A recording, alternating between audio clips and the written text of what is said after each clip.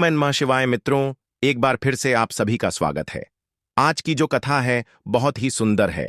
दोस्तों, आज की कथा में हम सभी जानेंगे कि शिव चालीसा की महिमा। मित्रों, शिव चालीसा एक ऐसी चालीसा है जिसके सुनने और उसके अध्ययन से मनुष्य की सारी जीवन की कठिनाई, दुख, दर्द, पीड़ा सब दूर हो जाते हैं। मित्रों, आज शिव महिमा से जुड़ी कथा आपको सुनाने जा रहे हैं, जिसके सुनने मात्र से आपके जीवन की कई तकलीफ दूर हो जाएंगी। आपका ज्यादा समय नष्ट न करते हुए कथा को प्रारंभ करते हैं। बहुत समय पहले उत्तर भारत के एक छोटे से गांव मंगलपुर में धीरज नाम का एक किसान रहता था। वह बहुत ही सरल स्वभाव का व्यक्ति था और अपनी सादगी के लिए पूरे गांव में जाना जाता था।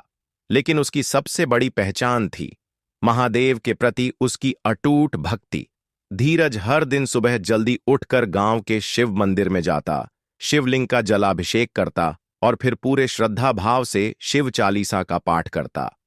उसके घर में ज्यादा संपत्ति नहीं थी, लेकिन फिर भी वह खुद को सबसे धनवान मानता था, क्योंकि उसे विश्वास था कि महादेव उसके साथ हैं।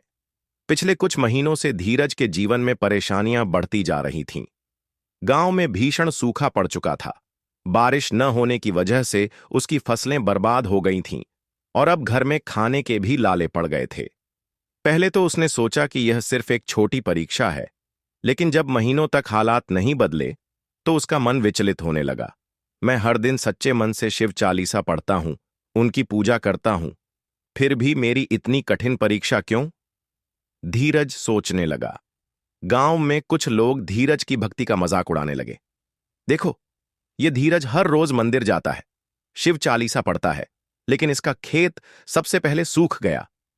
अगर भगवान होते तो क्या अपने भक्त को ऐसे संकट में डालते? ये बातें धीरज के मन में गूंजने लगीं। उसका विश्वास थोड़ा डगमगाने लगा। अब वह पहले की तरह शिव चालीसा तो पढ़ता, लेकिन मन में संदेह बना रहता। एक दिन जब धीरज अपने सूखे खेत में बैठा था तो उसकी आंखों में आंसू आ गए। क्या महादेव सच में मेरी पुकार नहीं सुन रहे? वह निराश होकर आकाश की ओर देखने लगा, मानो भगवान से जवाब मांग रहा हो। तभी अचानक एक वृद्ध साधु वहां आ पहुंचे।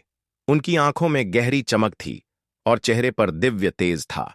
साधु ने मुस्कुराकर पूछा, पुत्र, तुम इतने उदास क्यों हो? यहीं से धीरज के जीवन की परीक्षा और शिव की कृपा की असली शुरुआत होने वाली थी। धीरज अपने खेत में सूखी मिट्टी पर बैठा था। उसकी आंखों में आंसू थे और मन में अजीब सी बेचैनी। वह महादेव से सवाल कर रहा था, मैंने कभी तुम्हारी पूजा में कोई कमी नहीं की, फिर भी मेरी इतनी कठिन परीक्षा क्यों? अचानक एक रहस्यमयी साधु का आगमन तभी एक बूढ़े साधु का आगमन हुआ।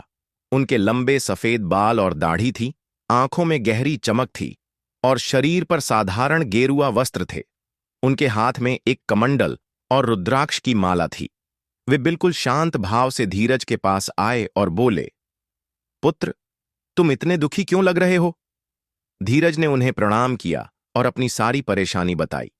उसने कहा, गुरुदेव, मैं हर दिन सच्चे मन से शिव चालीसा का पाठ करता हूं, महादेव की पूजा करता हूं, लेकिन मेरी फसलें सूख रही हैं, घर में अनाज नहीं बचा और अब मेरा मन भी विचलित होने लगा है।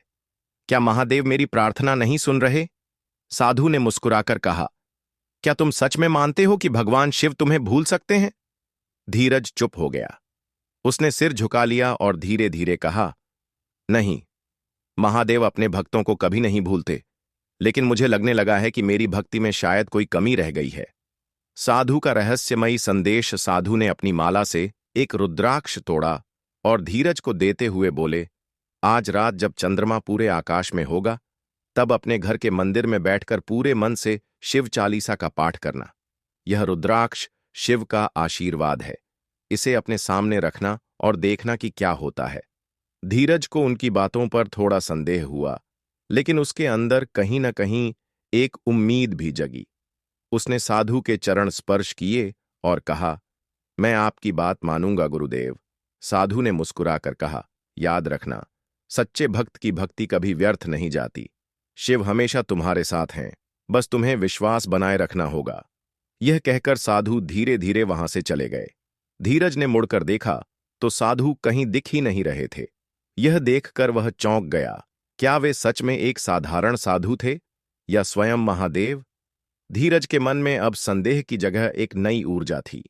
उसने ठान लिया कि आज रात वह पूरे विश्वास के साथ शिव चालीसा का पाठ करेगा, और फिर जो होगा वह शायद चमत्कार से कम न होगा। रात घिर आई थी। आकाश में पूर्णिमा का चंद्रमा चमक रहा था। ठंडी हवा बह रही थी, लेकिन धीरज का मन बेचैन था। दिन भर की घटनाएं उसके मन में घूम रही थीं। गांव वालों की बातें, साधु की रहस्यमयी उपस्थिति, और उनकी वो रहस्यमयी बात, आज रात सच्चे मन से शिव चालीसा का पाठ करना और देखना कि क्या होता है। धीरज ने स्नान किया, साफ कपड़े पहने और अपने घर के छोटे से मंदिर में बैठ गया। उसने रुद्राक्ष को शिवलिंग के पास रखा और घी का दीपक जलाया। उसने आंखें बंद कीं और धीमी आवाज में एयुएम नमः शिवाय का जाप करने लगा। फिर उसने पूरे विश्वास के साथ शिव चालीसा का पाठ शुरू किया। जय गणेश गिरिजा सुवर्ण, मंगल मूल सुजान, कहत अयोध्या दास तुम, देहु अभय वरदान। जैसे जैसे वह पाठ करता गया, उसके मन की सारी शंकाएं दूर होती गईं। हर चौपाई के साथ उसकी भक्ति और गहरी होती जा रही थी। जब उसने चौथा दोहा पढ़ा, ब्रह्मा शंकर सदाशिव, जग करण कारण मीरा, उमा संग पार्वती, सब संतन के शीरा, तभी कमरे में एक अद्भुत शांति फैल गई। दीपक की लौ अचानक ऊंची उठ गई, जैसे कोई अदृश्य शक्ति वहां उपस्थित हो। धीरज ने अपनी आंखें खोलीं और चौंक गया। पूजा के जल में हल्की हलचल हो रही थी और शिवलिंग से हल्की रोशनी निकलने लगी थी। वह घबराया, लेकिन उसका विश्वास अब मजबूत था। उसने पाठ जारी रखा। जैसे ही उसने शंकर सुखदायक पालन चौपाई पढ़ी, उसे ऐसा महसूस हुआ जैसे कोई उसके पीछे खड़ा हो। धीरे धीरे कमरे में तेज प्रकाश फैलने लगा। दीवारों पर शिव की छवि उभरने लगी। हवा में बिल्वपत्र, बेलपत्र और चंदन की सुगंध फैल गई। अचानक धीरज ने आंखें खोलीं और जो उसने देखा वह उसे जीवन भर याद रहने वाला था। सामने स्वयं भगवान शिव खड़े थे।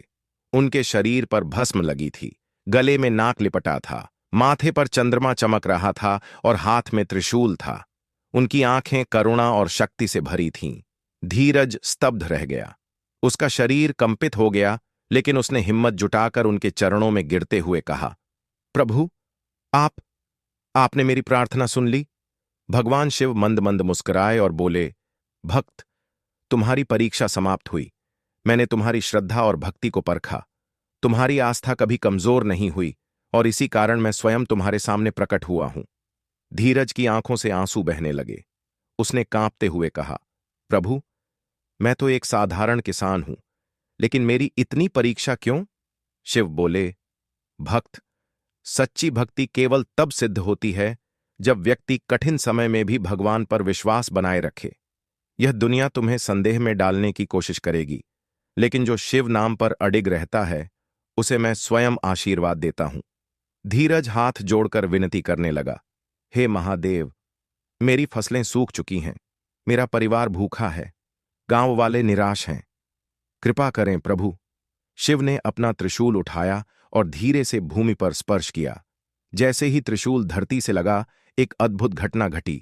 बाहर अचानक तेज बारिश होने लगी। सूखी धरती में हरियाली लौट आई। धीरज के खेतों में अंकुर फूटने लगे। पूरा गांव बारिश की बूंदों को देखकर खुश हो उठा। धीरज ने आंखों में आंसू लिए शिव को देखा, लेकिन जैसे ही वह उनके चरणों में गिरा, शिव एक दिव्य प्रकाश में विलीन हो गए। कमरे में अब केवल एक चीज थी, रुद्राक्ष, जो शिव ने उसे दिया था। धीरज ने वह रुद्राक्ष उठाया और महसूस किया कि यह साधारण नहीं, बल्कि महादेव का दिव्य आशीर्वाद था। उसने खुशी खुशी अपने परिवार और गांव वालों को इस चमत्कार के बारे में बताया। अब वह जान चुका था कि सच्ची भक्ति कभी व्यर्थ नहीं जाती, और यहीं से उसकी कहानी बदल गई। धीरज अब भी जमीन पर बैठा था। उसकी आंखों से आंसू बह रहे थे, लेकिन अब वे आंसू दुख के नहीं, बल्कि आनंद और आस्था की जीत के थे। महादेव के दर्शन और उनके आशीर्वाद ने उसका जीवन हमेशा के लिए बदल दिया था। बाहर बारिश की बूंदें धरती को तर कर रही थीं। वह धरती, जो कुछ ही घंटों पहले सूखी और बंजर थी, अब उसमें जीवन लौटने लगा था। धीरज ने भागकर अपने खेत की मिट्टी को छुआ।